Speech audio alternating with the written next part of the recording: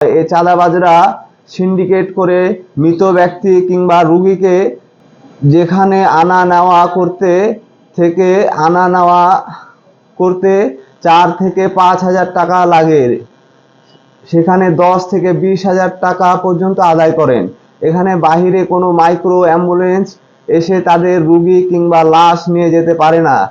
Rajshahi medical college হাসপাতাল থেকে মৃত মানুষকে বহন করা গাড়ি নিয়ে সিন্ডিকেট প্রতিটি মাইক্রো অ্যাম্বুলেন্স ভাড়া এবং ক্রয় বিক্রয়ের মোটা অঙ্কের চাঁদাবাজির বিরুদ্ধে এবং চাঁদাবাজদের দ্রুত আইনের আওতায় এনে কঠোর শাস্তির দাবিতে সংবাদ সম্মেলন।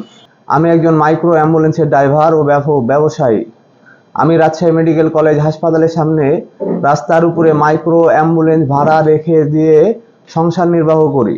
আমার মতো অনেক মাইক্রো অ্যাম্বুলেন্সের ড্রাইভার ও মালিকগণ এখানে যানবাহন রেখে ভাড়া দিয়ে থাকেন। এই যানবাহন রাখার জন্য প্রতি মাসে রাজশাহী মহানগরী রাজপাড়া, ধিম, সিপাইপাড়া, ঘোষপাড়া এলাকার মৃত টুটুল মিয়ার ছেলে সাদ্দাম হোসেনকে যানবাহন প্রতি 1,000 টাকা করে দিতে হয়। শুধু তাই নয়, কোনো মাইক্রো অ্যাম্বুলেন্স ক্রয় বিক্রয় করলে 20 থেকে 30,000 টাকা তাদেরকে চাঁদা দিতে হয়।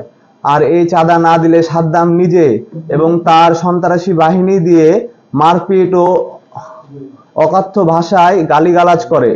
আর এই চাঁদার টাকা উত্তোলন করেন রাজপাড়াধীন আলীর মোড়ের এলাকার মৃত সোনা মিয়ার ছেলে পটলা। এ নিয়ে আমার সাথে ওই চাঁদাবাজ ও সন্ত্রাসীদের দীর্ঘদিন থেকে মতবিরোধ চলে আসছিল। এরই পরিপ্রেক্ষিতে 26শে এপ্রিল 2026 তারিখে রোববার দুপুর আনুমানিক 2টা থেকে রাজপাড়াধীন সিপাইপাড়া অবস্থায় সোহেলের গ্যারেজে আমি আমার মাইক্রোর মালামাল ক্রয় করার সময় সাদ্দাম পটলা সহ আরো 2কে দেখতে পেয়ে অকথ্য ভাষায় গালিগালাজ শুরু। সাংবাদিক ভাইরা আমি তাদের গালিগালাজ করতে নিষেধ করলে সাদ্দাম হোসেন উত্তেজিত হয়ে আমাকে এলোপাথারি ভাবে কিল, ঘুষি, থাপ্পড়, বাঁশের লাঠি দিয়ে আমাকে বেদম মারতে থাকেন। এখানে মাইক্রো অ্যাম্বুলেন্স রাখতে হলে প্রতি মাসে 1,000 টাকা করে দিতে হবে।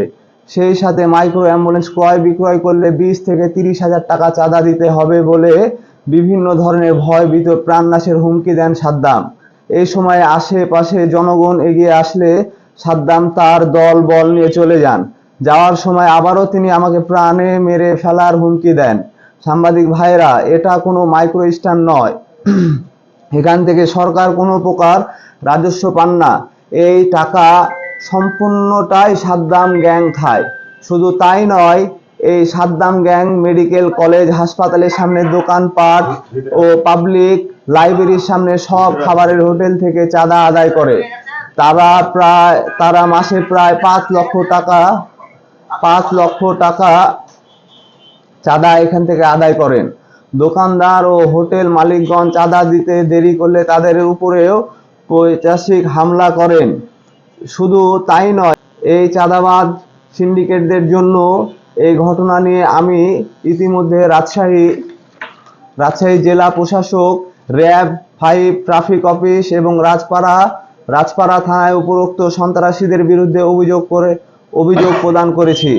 সাংবাদিক বন্ধুরা, আপনারা জাতির বিবেক, আপনাদের লেখনীয় মাধ্যমে দীর্ঘদিনের সমস্যা তুলে ধরে মেডিকেল কলেজ হাসপাতালের সামনে মাইক্রো স্ট্যান্ড সহ সকল প্রকার চাঁদাবাজি বন্ধ সহযোগিতা করে জনগণকে বাঁচাতে এগিয়ে আসার অনুরোধ জানাচ্ছি।